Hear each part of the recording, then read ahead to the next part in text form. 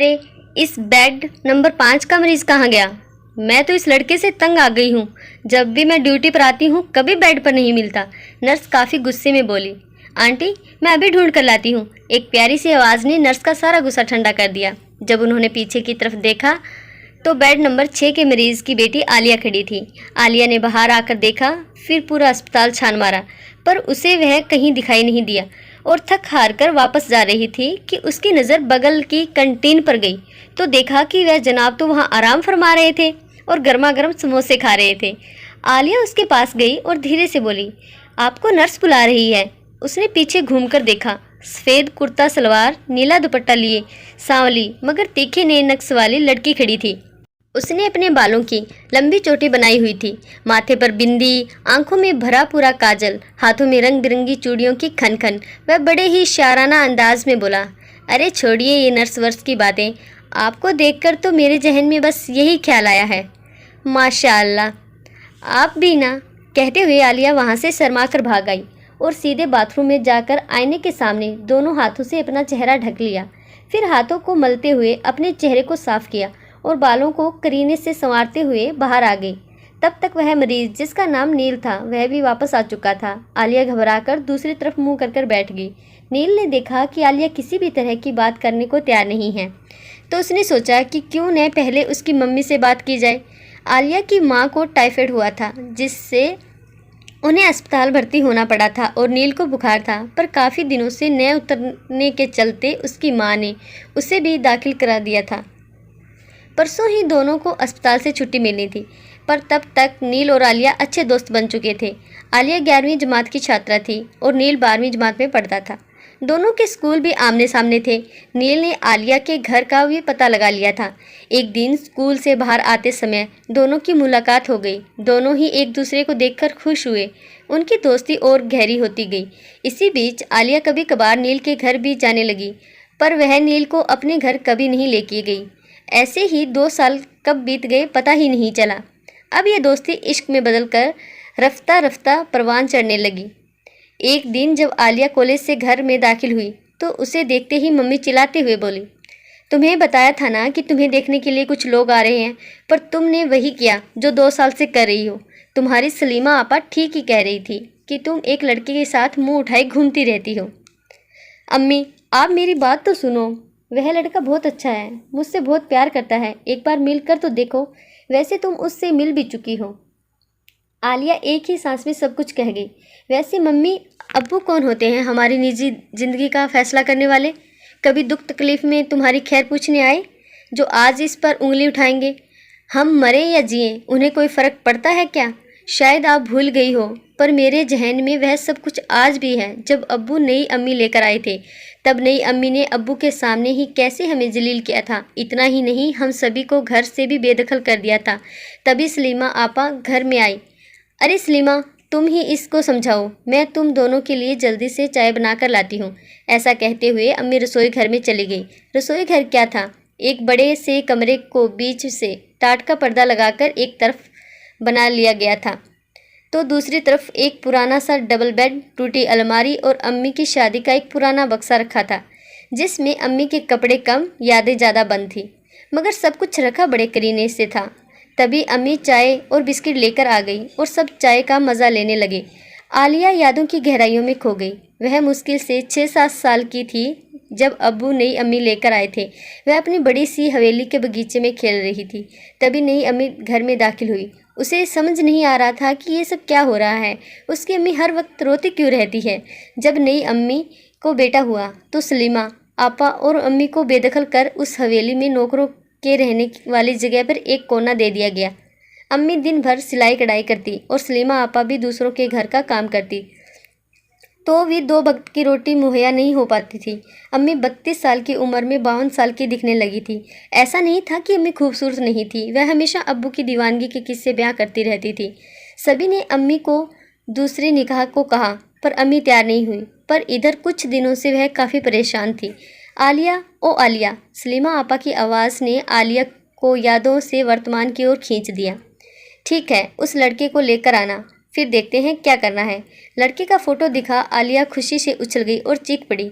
भविष्य के अपने सपने संजोते हुए वह सोने चली गई। अक्सर उन दोनों की मुलाकात शहर के बाहर एक गार्डन में होती थी। आज वह जब नील से मिली तो उसने कल की सारी घटना का जिक्र किया। जनाब, आप मेरे घर चल रहे हैं। अम्मी आपसे मुलाकात करना चाह रही हैं। सच? कहते हुए नील ने आलिया को थैंक्स कहा और दोनों बहुत खुश हो गए। आलिया शर्माकर बड़े प्यार से नील को देखने लगी।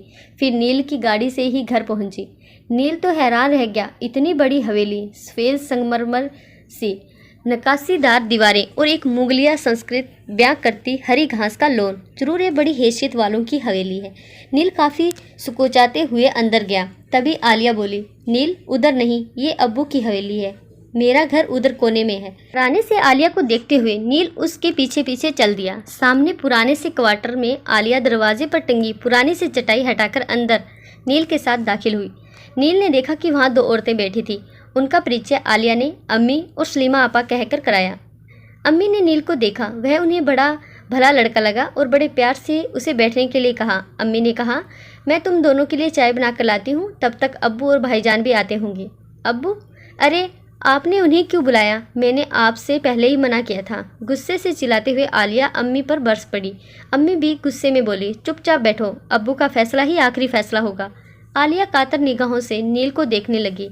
नील की आंखों में उठे हर सवाल का जवाब वह अपनी आंखों से देने की कोशिश करती। थोड़ी देर तक वहाँ सन्नाटा पसरा रहा। तभी सामने की चटाई हिली और भरी भरकम शरीर का आदमी दाखिल हुआ। वह सफ़ेद अचकन और चूड़ीदार पजामा पहने हुए थे। साथ ही उनके साथ 15-16 साल का एक लड़का भी अंदर आया। आते ही उस आदमी ने नील को कॉलर पकड़कर उठाया और दोनों लोग नील को काफ़ी बुरा भला कहने लगे। नील एकदम अचकचा गया। उसने संभलने की कोशिश की। तभी उसमें से एक आदमी ने पीछे से उस पर वार कर दिया और वह वहीं गिर गया। आलिया कुछ समझ पाती इससे पहले ही उसके अब्बू चिल्लाकर बोले, खबरदार, जो इस लड़के से मिली, तुम्हें शर्म नहीं आती? वह एक हिंदू लड़का है और तुम मुसलमान।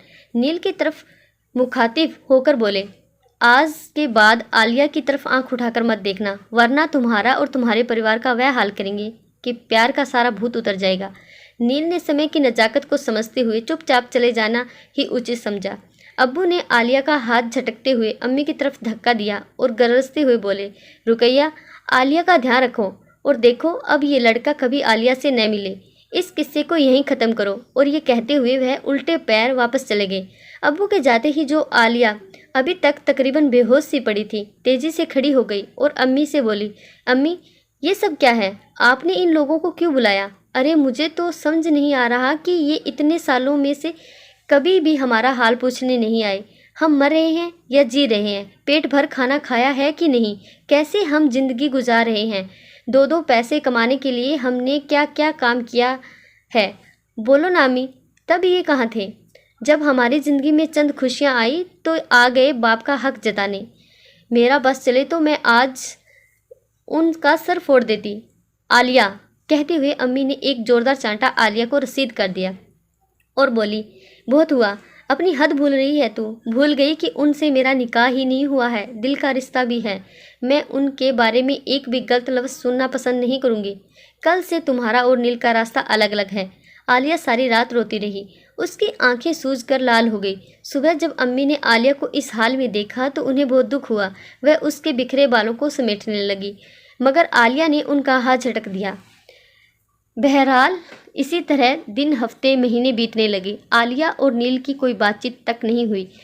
इसी तरह 1 साल बीत गया। अब तक मम्मी ने मान लिया था कि वह अब नील को भूल चुकी है।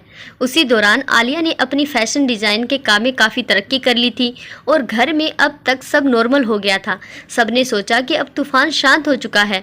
वह दिन आलिया की ज़िंदगी का बहुत खास दिन था। आज उसके कपड़ों की प्रदर्शनी थी। वह तेज़ तेज़ कदमों से लिफ्ट की तरफ बढ़ रही थी। तभी लिफ्ट का दरवाज़ा खुला तो सामने खड़े शख्स को देखकर उसके पैर ठिठक गए। कैसी हो आलिया? उसने बोला तो आलिया की आंखों से आंसू आ गए। तुम कैसे हो नील? उस दिन तुम्हारी इतनी बेइज्जती हुई कि मेरी हिम्मत ही नहीं हुई कि मैं तुमसे कैसे बात करूं। पर सच में मैं तुम्हें कभी नहीं भूली। नील ने कहा, वह सब छोड़ो, ये बताओ कि तुम यहाँ कैसे? आज मेरे सिले कपड़ों की प्रदर्शनी लगी है, पर तुम? मैं यहाँ मैनेजर हूँ। आलिया ने मुस्कुराते हुए प्यार भरी निगाहों से नील को देखा। अच्छा सुनो, मैं यहाँ का सारा काम ख़त्म करके रात में 7 बजे तुमसे मिलने यहीं आऊँगी। आज आलिया का मन अपने काम में नहीं लग रहा था। उसे लग रहा था कि जल्दी से नील के पास पहुंच जाए। आलिया और नील एक दूसरे से मिलने के बाद वह दोनों खिलखिलाकर हंस पड़े। नील, तुम्हें पता है कि आज मैं मुद्दों बाद इतनी खुलकर हंसी हूँ। शायद मैं भी, नील ने कहा। रात को दोनों ने एक साथ डिनर किया और दोनों चाहते थे कि इतनी दिनों की जुदाई की बातें एक ही घंटे में ख़त्म कर दें, जो कि मुमकिन नहीं था। फिर वह दोनों दिन भर के काम के बाद उसी पुराने गार्डन या कैफ़े में मिलने लगे। लोग अक्सर उन्हें साथ देखते थे। आलिया के घर वालों को भी पता चल गया था, पर उन्हें लगता था कि वह शादी नहीं करेंगे। वह इस बारे में आलिया को समय समय पर हिदायत भी देते रहते थे। इसी तरह साल दर साल बीतने लगे। एक दिन रात के अंधेरे में उन दोनों ने अपना शहर छोड़ एक बड़े से महानगरी में अपनी दुनिया बसा ली, जहाँ उस भीड़ में उन्हें कोई पहचानता तक नहीं था। वहीं पर दोनों एक एनजीओ में नौकरी करने लगे। उन दोनों का घर छोड़कर अचानक जाना किसी को अचरज भरा नहीं लगा, क्योंकि सालों से लोगों को उन्हें एक साथ देखने की आदत सी पड़ गई थी। पर अम्मी को आलिया का इस तरह जाना बहुत खला। वह काफ़ी बीमार रहने लगी। सलीमा आपा का भी निकाह हो गया था। इधर आलिया अपनी दुनिया में बहुत खुश थी। समय पंख लगाकर उड़ने लगा था। एक दिन पता चला कि उसकी अम्मी को कैंसर हो गया है और सब लोगों ने ये कहकर इलाज टाल दिया था कि इस उम्र में इतना पैसा इलाज में क्यों बर्बाद करें। आलिया को जब इस बात का पता चला तो उसने नील से बात की। नील ने कहा, तुम अम्मी को अपने पास ही बुला लो, हम मिलकर उनका इलाज करेंगे। आलिया अम्मी का इलाज कराने अपने घर ले आई। अम्मी जब उनके घर आई तो उनका प्यारा सा संसार देखकर बहुत खुश हुई।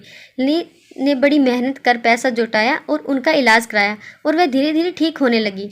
मगर अम्मी को बड़ी शर्मिंदगी महसूस होती। नील उनकी परेशानी को समझ गया। एक दिन शाम को अम्मी आलिया के साथ बैठी थी। तभी नील भी पास आकर बैठ गया और बोला, अम्मी, ज़िंदगी में ज़्यादा रिश्ते होना ज़रूरी नहीं है, पर रिश्तों में ज़्यादा ज़िंदगी होना ज़रूरी है। अम्मी, जब बनाने वाले ने कोई फ़र्क नहीं रखा तो हम कौन होते हैं फ़र्क करने वाले। अम्मी, मेरी तो माँ भी नहीं है, मगर आपसे मिलकर वह कमी भी पूरी हो गई। अम्मी ने प्यार से नील को गले लगा लिया। तभी नील बोला, आज एक और खुशखबरी है, आप जल्दी ही नानी बनने वाली हैं। अब अम्मी बहुत खुश थी और वह अक्सर आलिया के घर आती रहती थी। समय के साथ ही आलिया ने प्यारे से बेटे को जन्म दिया, जिसका नाम आलिया ने हरीनूर रखा। आलिया ने ये नाम देकर उसे हिंदू मुसलमान के जज्बातों से बरी कर दिया था। आशा करती हूँ आपको ये कहानी ज़रूर अच्छी लगी हो। ऐसी ही पारिवारिक कहानियाँ रोज़ सुनने के लिए प्लीज़ इस चैनल को सब्सक्राइब जरूर कीजिएगा।